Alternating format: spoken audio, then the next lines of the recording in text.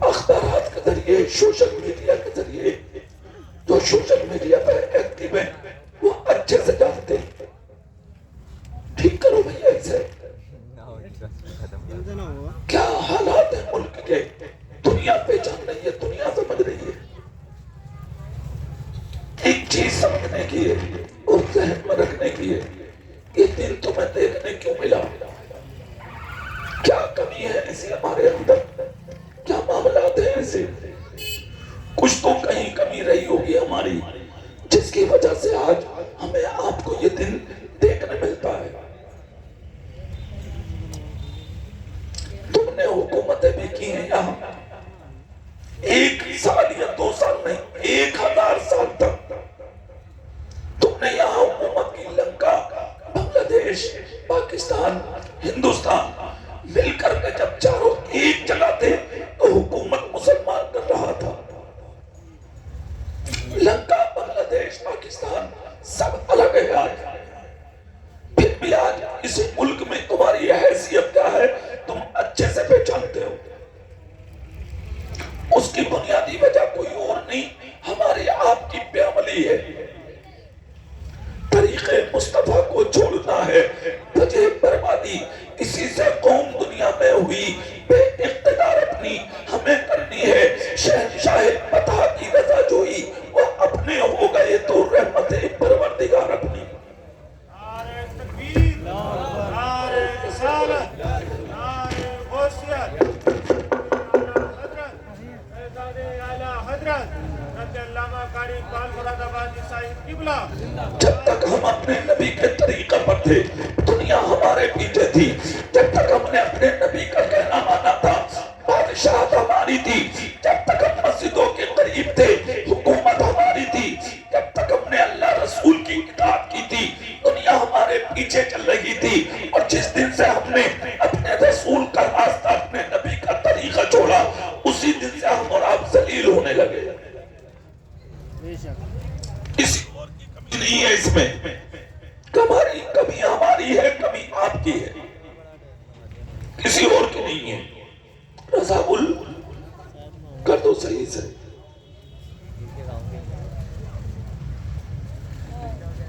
صرف کمی ہماری ہے، کمی آپ کی ہے. ہم نے اپنا راستہ چھوڑا، ہم نے اپنے رسول کا طریقہ چھوڑا. تم تو فرضوں کے قضا کرنے والے ہو. سنت رسول چھوڑ کے آدمی ذلیل ہو جاتا. جنہوں نے میرے رسول کی باتوں پر عمل کیا تھا وہ بہت بڑے ہو کر چلے گئے. چھوڑنے والوں کو اللہ نے ذلیل کر ڈالا، برباد کر دیا، تباہ کر دیا. اللہ نے انہیں ہلاک ہو گئی وہ قومیں جنہوں نے اپنے پیغمبروں کے کہنے نہیں مانے اور جنہوں نے میرے رسول کی سنتوں پر عمل کیا تھا. خدا کی قسم وہ بادشاہت کر کے چلے گئے، وہ حکومت کر کے چلے گئے، وہ سلطنت چلا کر کے دنیا میں چلے گئے. میرے رسول کے ایک صحابی ہیں جن کا نام ہے حضرت حذیفہ ابن یمان. ساری زندگی غریبی میں گزری ان کی، مگر رسول کی سنتوں پہ عمل کرنا نہیں چھوڑا. رسول کے زمانے میں بھی چاہتے تو امیر ہو جاتے، کبھی نبی سے امیری کی دعا نہ کرائی. ابو بکر صدیق سے کبھی امیری کی دعا نہ کرائی. حضرت فاروق اعظم کا زمانہ آیا تب حضرت فاروق اعظم سے دوستی بھی تھی مگر کبھی امیری کی دعا نہ کرائی. ایک دن حضرت عمر نے مجمع میں کھڑا کیا، حذیفہ میرے قریب آؤ، میں نے ساری زندگی تم کو غریبی میں دیکھا، تم نے کبھی امیری کی دعا نہ کرائی. آؤ آؤ آج میں تمہیں ایران کی گورنری عطا کرنا چاہتا ہوں. کتنی بڑی بات ہے، ایران کی گورنری. ممبری کے لیے آج لوگ لوگوں کو مار دیتے ہیں، پردھانی کے لیے لوگوں کو قتل کر دیتے ہیں. تھوڑا سا عہدہ حاصل کرنے کے لیے آدمی مسجدوں کو تالے لگوا دیتے، مدرسے بند کرا دیتے. لاکھوں سلام ہو میرے رسول کے اس غلام پر. ایران کی بادشاہت مل رہی ہے پھر بھی زبان سے کچھ نہ بولے. صرف ایک جملہ بولا، عمر کہاں جانا ہوگا حکومت کرنے؟ کہا ایران میں. چابیاں عمر نے حضرت حذیفہ کے ہاتھ میں دے دی. بولے لو ایران کی گورنری ہے یہ، خزانوں کی چابیاں ہیں یہ، لے جاؤ اور حکومت